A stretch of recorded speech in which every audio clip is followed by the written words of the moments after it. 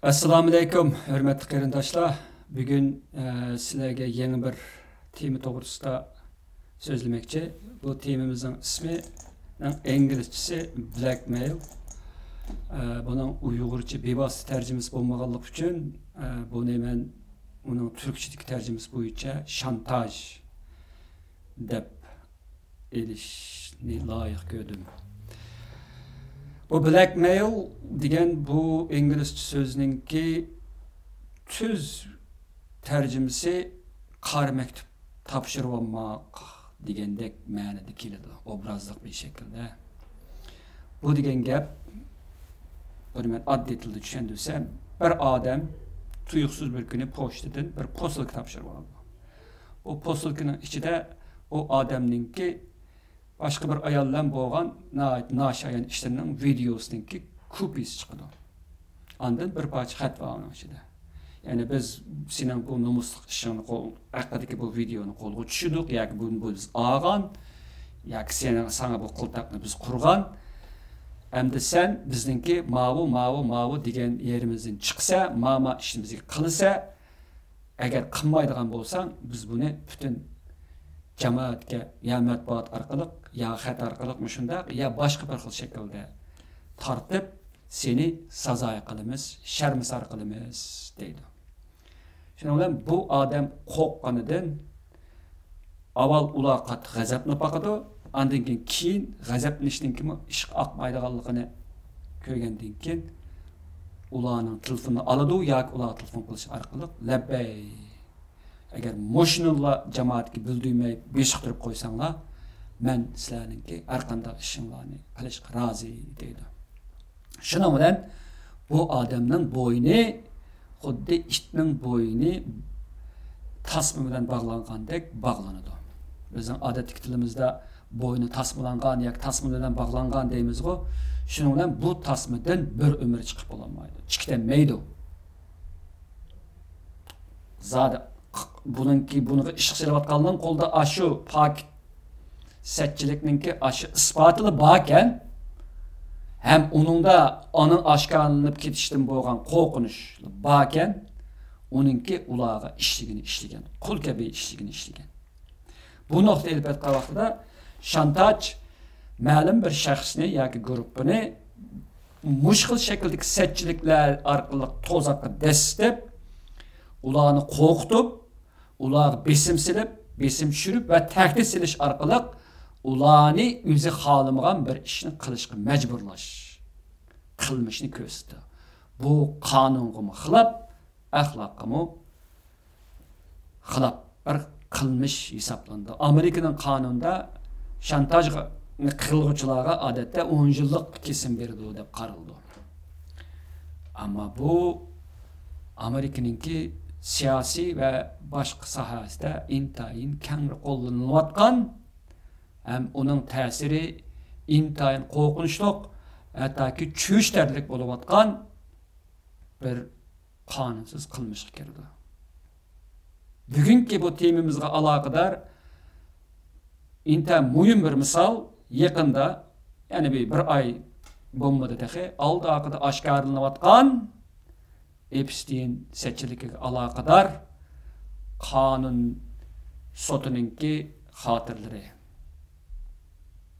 Bu Amerika jamiyatini g'oyat zo'r g'ulg'ulga soldi, ham qattiq silkidi. Buningga chetilayotgan odamlarningki darajasiningki shuqurligi, bu ishninki qanchalik uzoq davomlashganligi va bu orqali qanchilgan ishlarningki siyosiy voqealarningki planlanganligi va ishga solinganligi kishilarning nurg'unlagan tasavvurlarga, qiyoslarga, apqashli gap so'zlarga, suiqasd nazariga yo'l ochmoqda. Demak, bu Amerika jamiyatidagi yaqinda oshkorlangan g'oyat zo'r satchiliklarningki birisi kirdi. Unda asli bu Epstein satchiligi degan nima? Epstein satchiligi deganimiz, Epstein degan bir odam Amerika'da 1950 yıl tug'ilgan bir Yahudi adam. Bu necha 10 yillar mobaynida Amerika'nınki sırtıdaki Amerika'ya təvə bolğan Virgin aralları deyilən arallarda Epstein aralı deyilən bir ayağını setilib, o yerdə solamçılıq kəsbi bilan şoğullandı. Bu deganimiz, o dünyadakı danlıq şəxslərə 18 yaşdan tüvən bolğan qızlarni və oğullarni solab beriş və bularınki qılmışlarını hammasini intayin təfsili video ediş, avaz ediş, bəzi çağlarda sürək tartış arqılıq Amerika'daki yüzlügen dangdarlarını şantaj kıldı. İlgiri Epstein'ninki məxsus aylıpıranıqa çıqqan yoluvchilarninki tizimlikininki dəfterdeki şəxslərin, 2 şəxsninki ismini ilan qılınğandı. 2014-2015 yıllarda. Bu torlar ekip жүрген. Ama o vaqtda bunun to'liq isbot, ama bu haklanish orqali to'rga yeyilgan ish. U chaqdagi qaraganda biz Prezident Clinton ve onun ayoli Hillary Clinton'un ismini ko'ratdik. Obama'ni ko'ratdik, prezidentlardan. Anadan Trump batı onun tizimlikida. Ana danlıq şəxslərdən Amerikadakı Hollywood'daki danlıq artistlərinki köpüncüsü gidek var. Soğut sahasıkiler var. Hərbi sahadikiler var. Qatarlıqlar. Hem de yakında Virginia Giuffre deyilən bir kız 18 yaşlıqqa kirmegen, toşmagan vaqtida Adem bedekçilikdə səbəbi bilan Epstein'nin qoluğu düşüb başqalarga solab berilgan. Keyin bu keçib, andan bu işlarni sotqa əz qilish, Epstein üstüne əz qilish arqılıq bu işlarni yana qaytadan kun tartibga ekkeldi. Bu qitim şu yangi yilning oldida va keyinda e'lon qilinayotgani Amerikadagi bir shu sotga qarab chiqqan bir sotchisiningki buyrug'i bilan sotning xotirasi ilgari 930 betlik sot xotirasi e'lon qilgan bo'lsa, yaqinda 4-turkumda 1940 betlik sot xotirasi e'lon qilinib, Epstein'ninki sachiligi chetishib bo'lgan shaxslar va ularning qilmishlari qatorliqlar jamoatga oshkorlandi.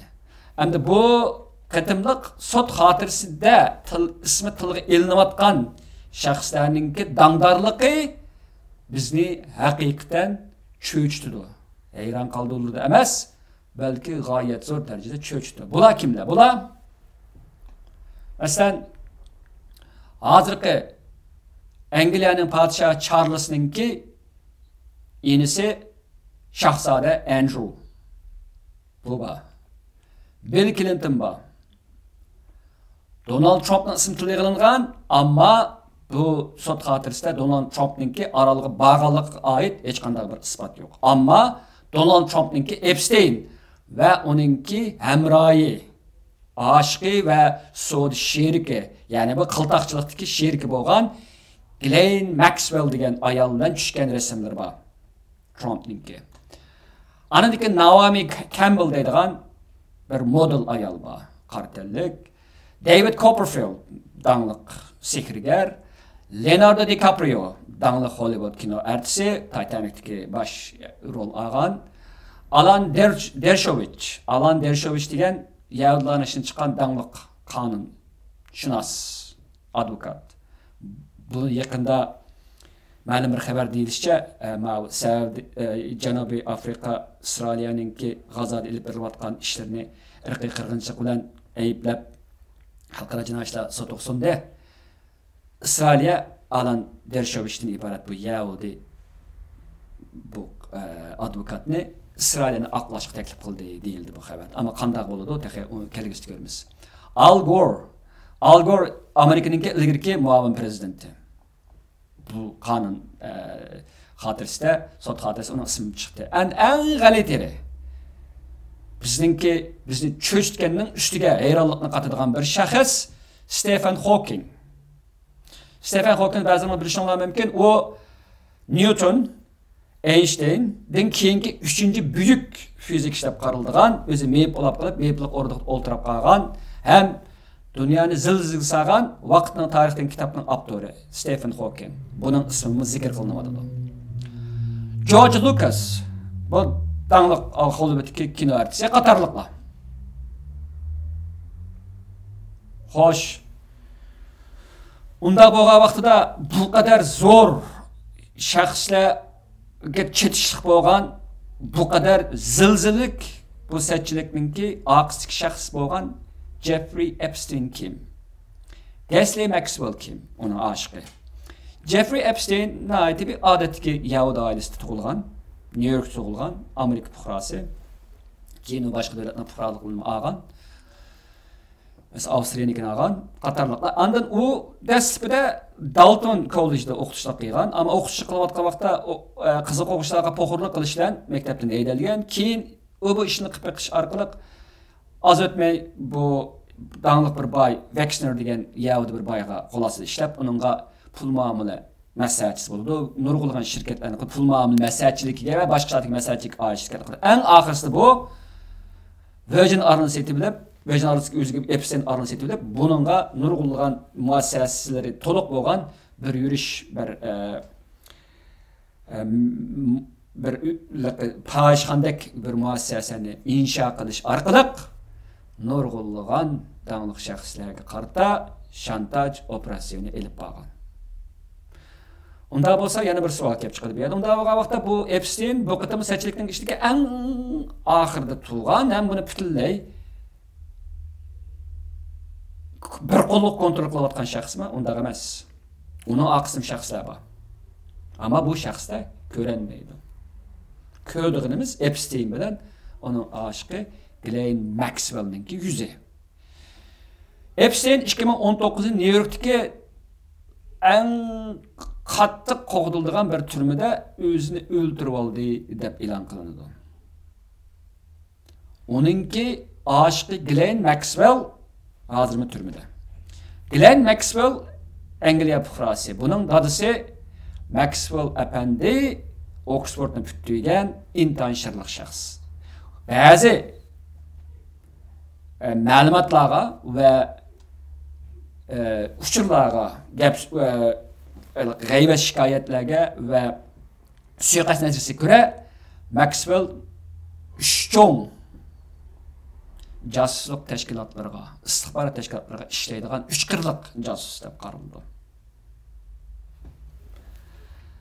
Amaliyotda bu ishlarninki barpo o'sha Epsteinninki bu xandalliqining tiklanishda Maxwellning bir qo'li bor deb. Unda bo'lgan vaqtda ba'zilarning qarashicha agar Maxwellning buni ish qo'li bo'lsa, bu yerda cho'qim Mossadning qo'li bor degan gap chiqdi bu yerda. Qatarliqlar. Endi bu ishninki oqisida kimning bog'liqi, kimning nima uchun bu xil g'oyatzo'r bir to'zaq xandalliqini qurganligi va bu shaxslarninki qaysi xildagi vazifalarni icra qilishga selinganlik haqida hozirgacha to'liq bir ma'lumot yo'q. Faqat hozirgi bizningki bu sud xotirasidan bilayotganimiz kimlarning bu qonunsiz qilmishga chetishlik ekanligidan iborat. Uningda ilgirlab savol so'rab va bu haqda texidimmi aniq va qonunning yo'li bilan erishilgan uchurlar yo'qning o'rinda. Gerçi bir yerde gayet zor bir suiqasd nazarları havada leylab yursinmi, ama bunun ispatlık bir tushuntirishni bekla az.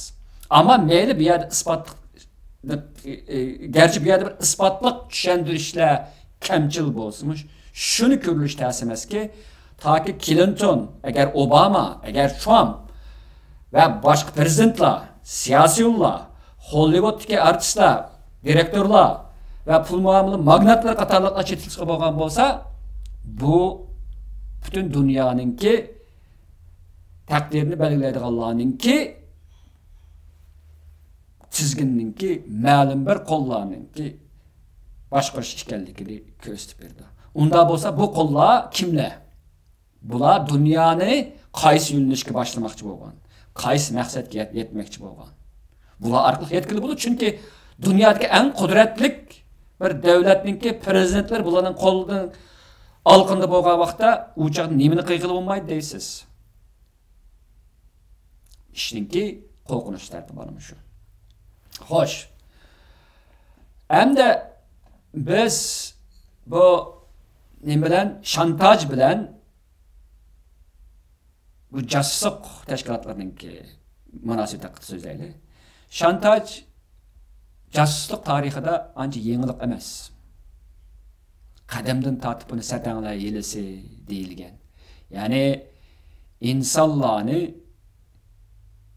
üç yerden ılgılı bulur. Birisi kallisdan, ikincisi gelidin, üçüncüsü çatırqadan. O qadamdan tartib bu insanlarni qo'rqitish orqali, aldash orqali, ularni tozaqqa destish orqali, ularni kontrol qilish mushkil shakldagi yo'llar orqali chiqishib kelgan. Ammo bizningki 20 asrdagi shantajninki uningda ilgirki asrlardagi shantaj operatsiyalari bilan tubli farqi shuki, ilgari shantajdagi ma'lum bir satchilikninki video ilinish mumkinchiligi yo'qdi. Yani ispat kamchildi demakchi. Ama hazır o ispat ko'zir qilinish orqali qarshi tarafga besim tushirib, qarshi taraf qo'rqitilib, irodasi xilop holda xizmat qilinadigan qilindi. Uning ustiga hozirgi texnikada o isbatni cheksiz ko'paytirib bo'ldi. Masalan, bir video desak, birsiniki bir videosi qo'limizga tushgan bo'lsa, shu video orqali qarshi tarafga tahdid silish orqali o'zimizga eklaymiz. Bu dal istihbarat organlarining uchun oltindek bir xil fursat bo'ladi. Siyosilarni, siyaset aktivlarini, puldarlarni ve boshqalarni o'zining xizmatiga silish uchun istihbarat organlari mana mushkildagi shantaj metodiga tayinadi.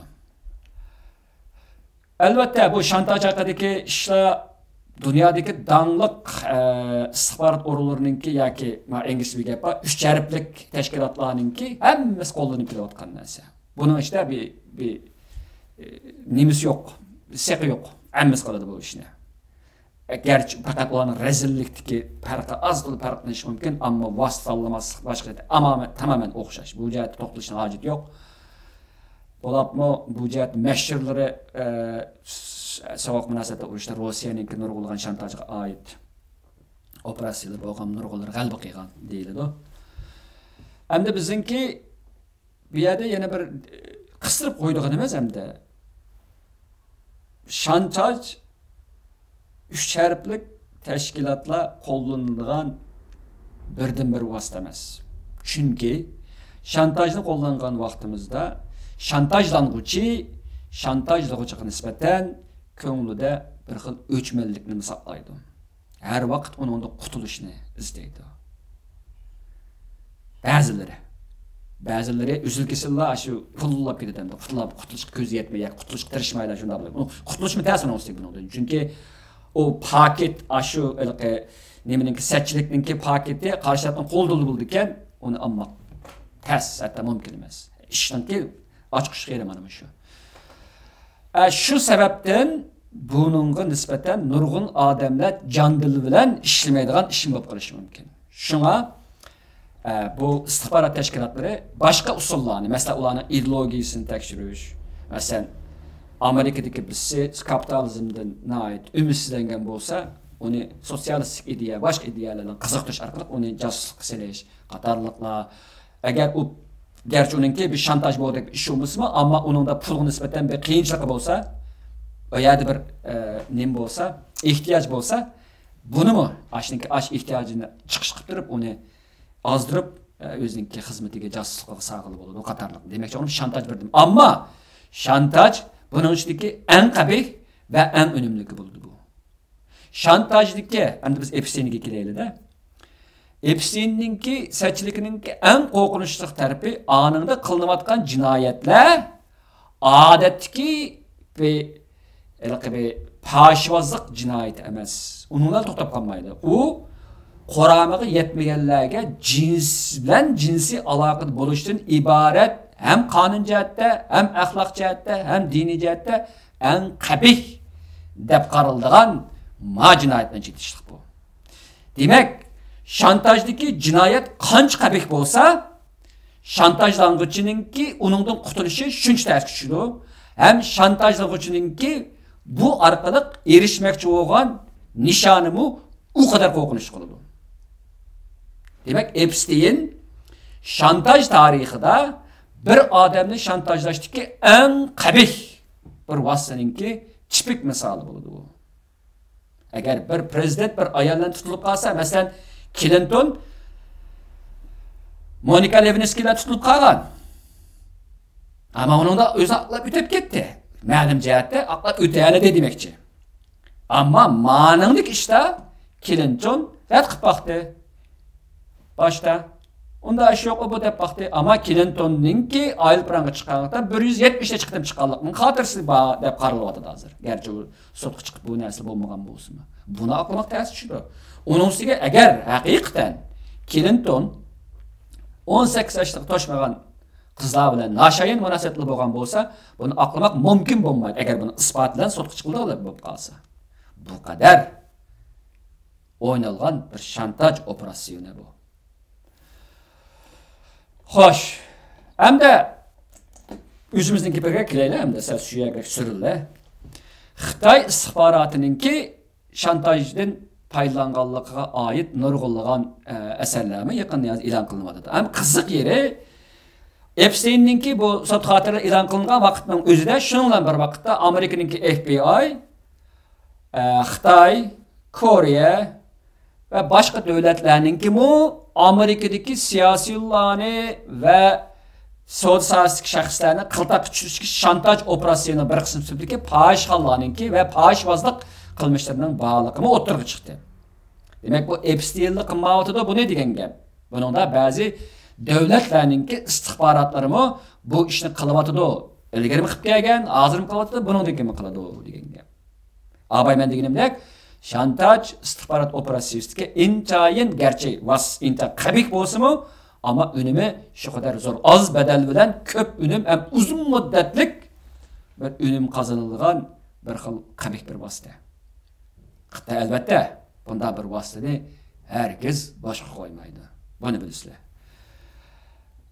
Biz Xitayninki ilgiri şu ixtisoslarastiki bazı altanmış parxorlarga hücum qilish ve ularni Xitoyga qaytib kelib sotlash qatorliqlar beg'ishlangan bir fox hunt, ya'ni tulki ovlash deydigan bir cho'ng bir programmasini borligini bilamiz. Bu program orqali Xitoyninki hattoki shu istihboroti ve jamoat xavfsizligi odamlari g'arbdagi ba'zi davlatlarga bevosita berish orqali Xitoyninki dal ana shu shakldagi shu o'zi iqtisodiy jihatda jinoyatkor deb qaraladigan shaxslarga qichib berib, hatto ba'zi yuz ko'rsatish orqali ularga besim tushirib Xitoyga ketmoqchi bo'lgan.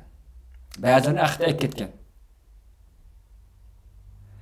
Ham bizning o'tganda anglagan Xitoyninki chet elda ba'zi bir jamoat xavfsizlikka oid mesela saqchi punktlar bor degan xabarlar chiqdi-ku. Bu Amerikada bor bo'ldi, Kanadada bor bo'ldi, Angliyada, Avstraliyada, boshqa yerda bor bo'ldi-ku. Shuning bir qismi, shuning qurilishimi mush programmaninki bir qismi deb qaraldi.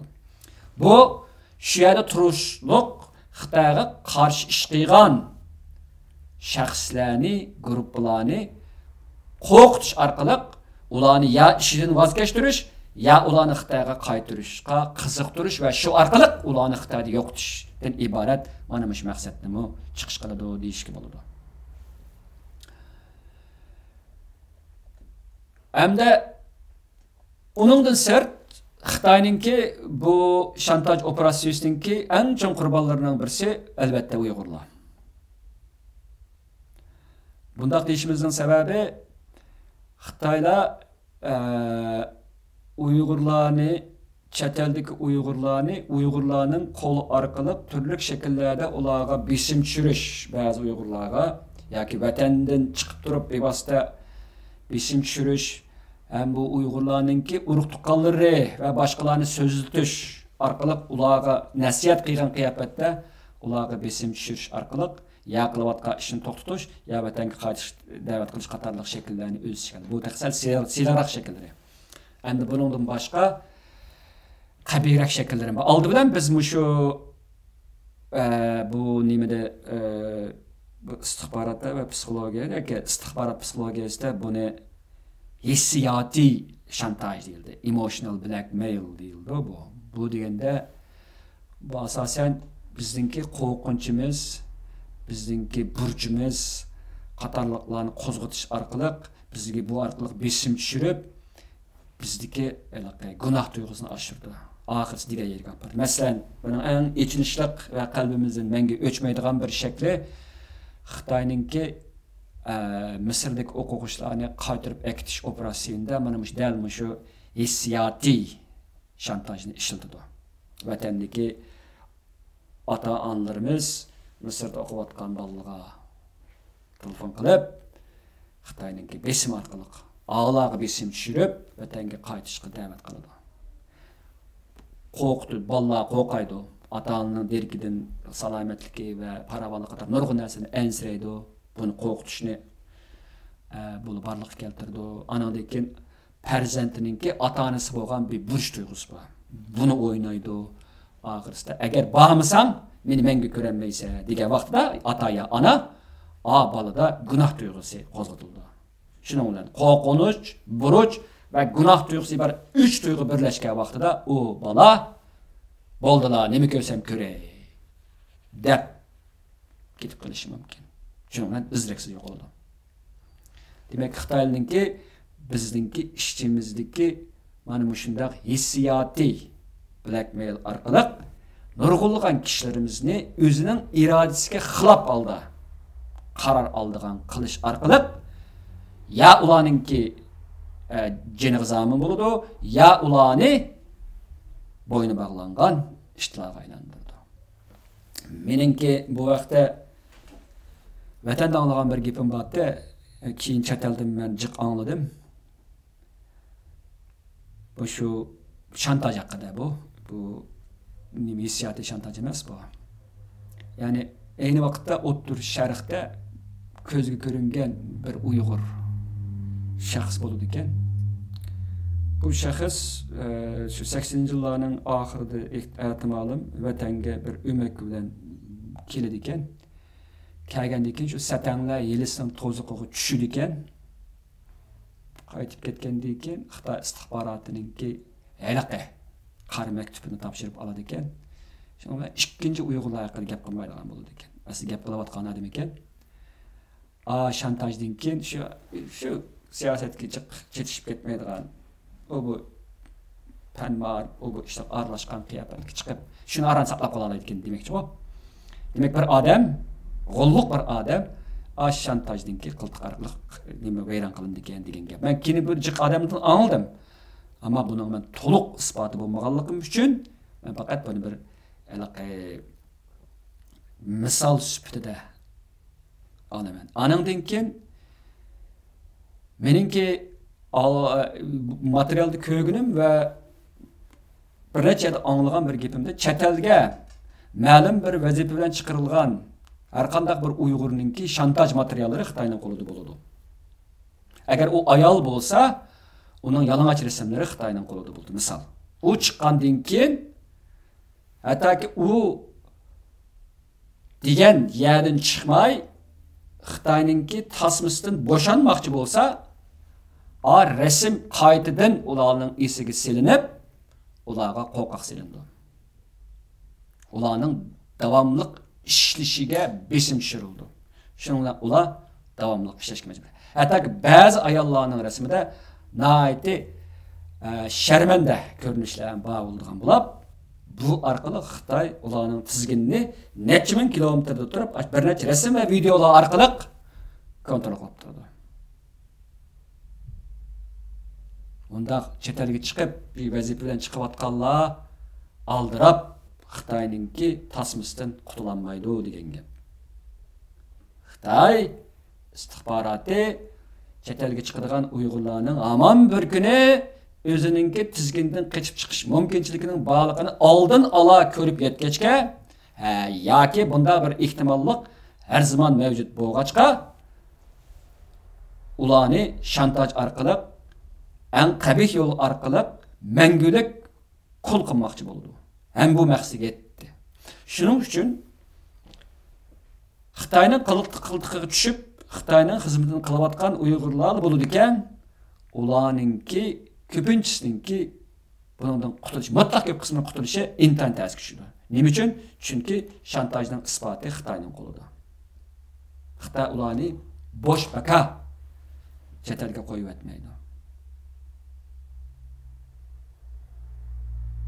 Anan ekan chet eldagi Xitoyninki o'zidan chiqqan emas, chet eldagi Uyg'urlarning mo masalan deyli, siyosiylar va ko'zi ko'ringan shaxslarninki mo bexastaligidan quyruqini tutqizib qo'yilgan yerlar bo'ladi.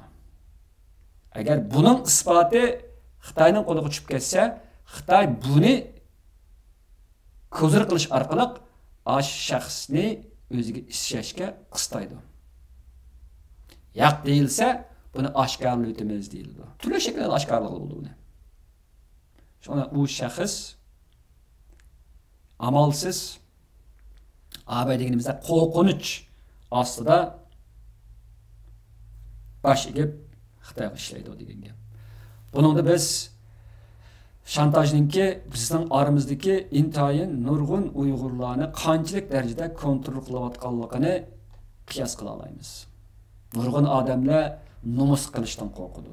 Jamoatning oldida sharmisor bo'lishdan qo'rqadi. Xitoy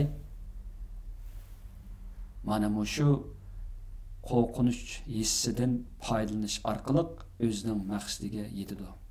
Bu demakchi o'g'limiz kimiki mayli angliq yoki angsiz, bilib yoki bilmay bu qiltaqqa tushsa,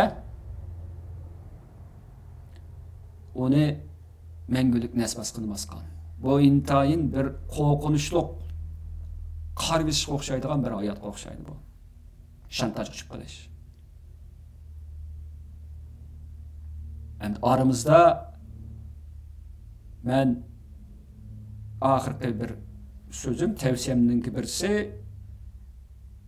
jamoatning oldida menayotgan Uyg'urlar har vaqt har bir qadamini o'ylab besish kerak. Mening beshimga kelgan 3 misoldimmi men buni his qila olaman. Bizga tozaq har vaqt ya. Agar sagak bo'lmasak, tozaq shunday putimiz ilinib ketsa, ikkinchi chiqolmaymiz o tozaqdan. Xitoy o kadar rezilki bizning kichikgina bir setchiligimizni va buningga oid paketni qo'lga tushirib bilib olsa yoki qo'lga tushirib olsa, bizning bo'ynimizga shu zaman tasmini tashlab chingitib bizni it kabi so'rab yuradi. Aramızda bu xildagi sharmanchilikninki ostida unini chiqaramay Xitoy uchun jandil bilan ishlayotgan Uyg'urlarni his qila olasizlar. Ba'zi chaqda hayron qolasizlar. Ba'zi Uyg'urlarninki u qadar nomussizlik va g'aldirlikla ishlayotganligiga hayron qoldinglar. Nima uchun? Chunki tasma Xitoyning qo'lida. Qilmasang chingitaman deydi. Qilishga majbur qiladi. Shuning bilan biz ichimizda aqldan adashtirilgan yoki aqli ishlamas qilib o'tilgan g'aldir it kabi insonlarni ko'ramiz. Ularni o'zlikcha emas deb azroq o'zimizni bezlab qarasaqmi, ular xuddi o'zining xo'jayini bo'lgan Xitoyga o'xshashlar bizga nisbatan intayin rayimsiz qilib o'tiladi. G'alatiri ular o'zining nomininki sharmanda urishdan ansiraydi-yu, ammo Xitoyninki buyrug'ini sharmandalarcha o'rinlashdan nomus qilmaydi. Bu intayin bir tushangisiz qarama-qarshilikqa to'lgan bir xil kayfiyat bu. Amaliyotda mening yana bir tavsiyam, bu xildagi narsaga tushib qolgan odamlar Xitoyninki bu shantaj o'yinlarini oshkorlab, hatto o'zininki nomi bulg'angan taqdirdami oshkorlab undan qutulishni izlagani yaxshi. Bo'lmasa, bu tasmadagi hayot ishchi mubattar hayot bu. Muşuncha qadirsiz, muşuncha qadiring yo'q. İşitdim better. Ademlikingla sug'urib ilminib, bütün vücudunga hayvanlık hukuku urulgan bir xil alet bo'ldi bu. Ama içinişte Epstein'den bu seçekte şunu gördük ki dünyadaki bu xil qabih operasyon hazırki dünyani yürgizib atqanlarning ki dünyani kontrol qilishdagi eng chekidan oshgan bir vositadan birisi. Bunun qarga vaqtimizda dünya ko'z oldimizga bekla qo'rqinchli ko'rindi. Bo'lib Epstein'ninki bu seçik oshkorlangandan keyin Uyg'ur realligiga qarsakmı, Uyg'ur realligining xuddi Epstein'dagi ashu chetishib bor shaxslarninki realligiga o'xshash nihoyatda qo'rqinchli bir reallik ekanligini his qilish tamamen bo'ldi. Shuning uchun tushmaganlarninki, bu tuzaqqa tushmaganlarninki qattiq ehtiyot qilishini talab qilaman. Tushib ketganlarninki bu tuzaqninki mahiyatini botirlik bilan oshkorlashni tavsiya qilaman. Bo'lmasa bu rezillik davomlashaveradi. Bugungi temamiz shundan tugadi. Ikkilar qatimliq temamizda bizningki bir qarindishimizningki bir havoli temasi bor. Bu temani o'zim o'ylab kelayotgan. Buning men patiyaqanda sizlar bilan yuz ko'rishib, bu tema to'g'risida to'xtalman. Bu temaningki ismi Uyg'urlardagi kollektiv alda o'zidan nafratlanish psixikasi. Bu programmamı, yani ki keyingi programmamı bakmi ko'ngillik program emas, ma'noga o'xshash. Herhalde tayyorlik qilasizlar. Hozircha bugungi darsimiz shu yerda tugasin. Kelar qatimda ko'rishib aman bo'linglar. Xayr xo'sh.